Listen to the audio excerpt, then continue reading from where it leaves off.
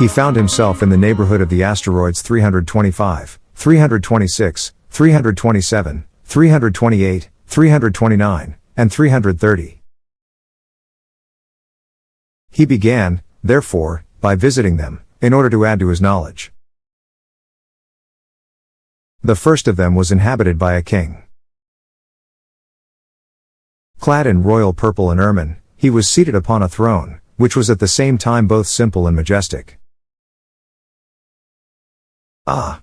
Here is a subject," exclaimed the king, when he saw the little prince coming. And the little prince asked himself, how could he recognize me when he had never seen me before? He did not know how the world is simplified for kings.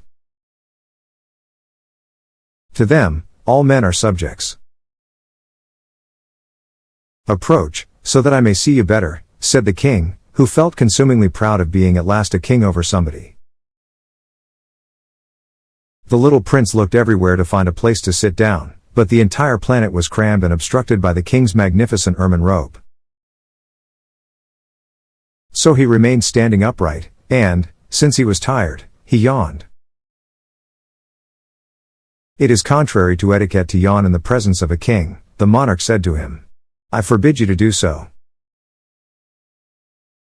"I can't help it. I can't stop myself," replied the little prince, thoroughly embarrassed. "I have come on a long journey, and I have had no sleep." "Ah, then," the king said, "I order you to yawn. It is years since I have seen anyone yawning. Yawns, to me, are objects of curiosity. Come, now. Yawn again. It is an order." "That frightens me. I cannot, any more," murmured the little prince, now completely abashed. Hum, replied the king. "Then I order you sometimes to yawn and sometimes to." He sputtered a little and seemed vexed. For what the king fundamentally insisted upon was that his authority should be respected.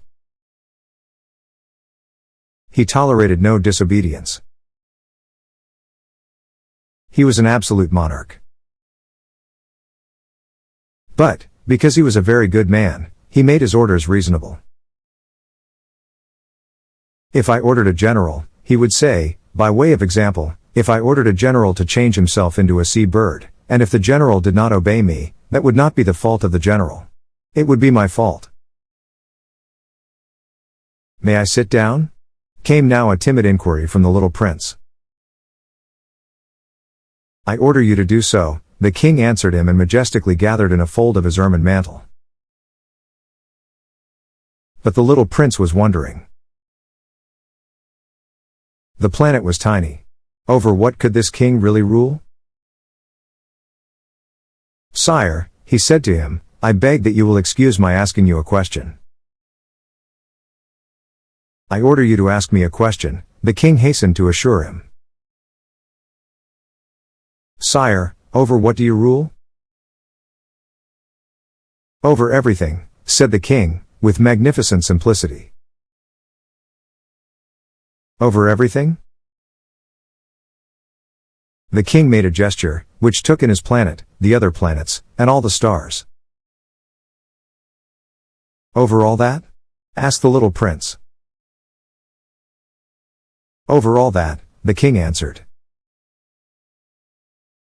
For his rule was not only absolute, it was also universal.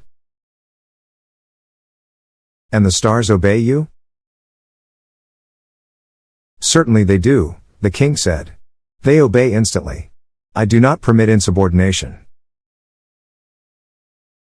Such power was a thing for the little prince to marvel at.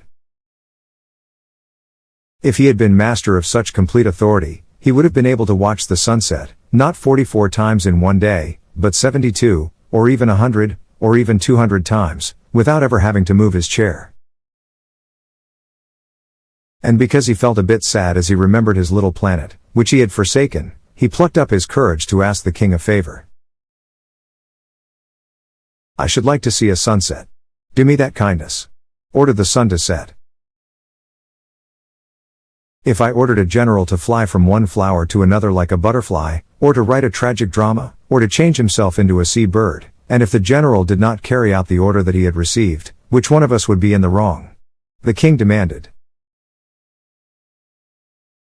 The general, or myself?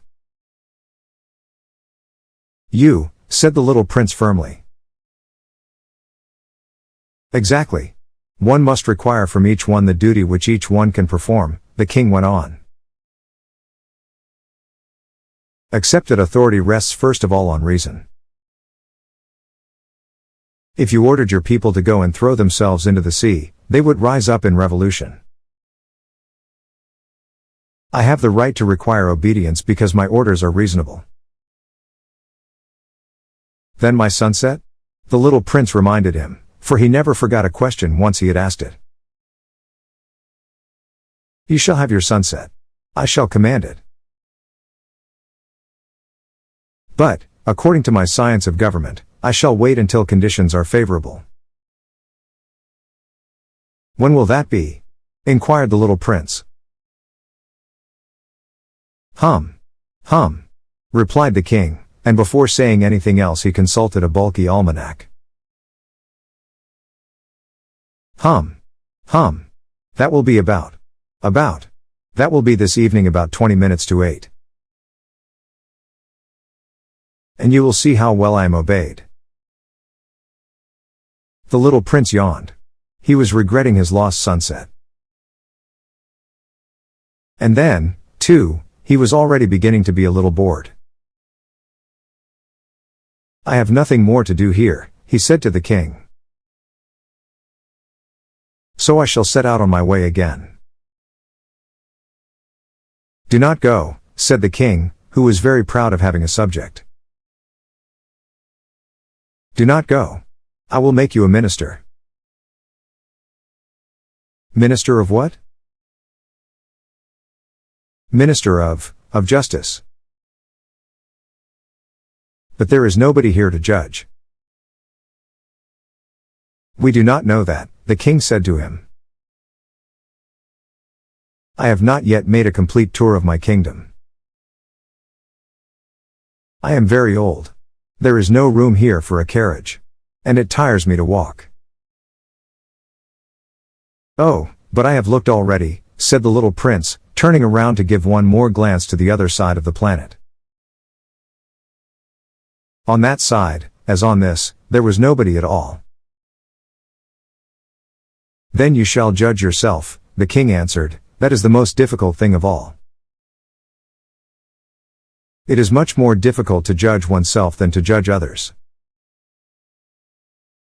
If you succeed in judging yourself rightly, then you are indeed a man of true wisdom. Yes, said the little prince, but I can judge myself anywhere. I do not need to live on this planet. Hum, said the king.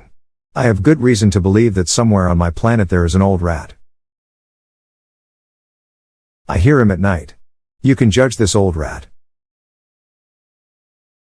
From time to time you will condemn him to death. Thus his life will depend on your justice. But you will pardon him on each occasion, for he must be treated thriftily. He is the only one we have. I, replied the little prince, do not like to condemn anyone to death. And now I think I will go on my way. No, said the king. But the little prince, having now completed his preparations for departure, had no wish to grieve the old monarch. If your majesty wishes to be promptly obeyed, he said, he should be able to give me a reasonable order. He should be able, for example, to order me to be gone by the end of 1 minute. It seems to me that conditions are favorable. As the king made no answer, the little prince hesitated a moment. Then, with a sigh, he took his leave.